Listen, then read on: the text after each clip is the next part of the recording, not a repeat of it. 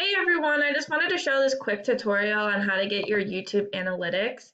If you click on this icon up here, you have to make sure you're logged in obviously and go to YouTube Studio. And then you go to your analytics. This will bring you to all the analytics for your videos that you'll need to see.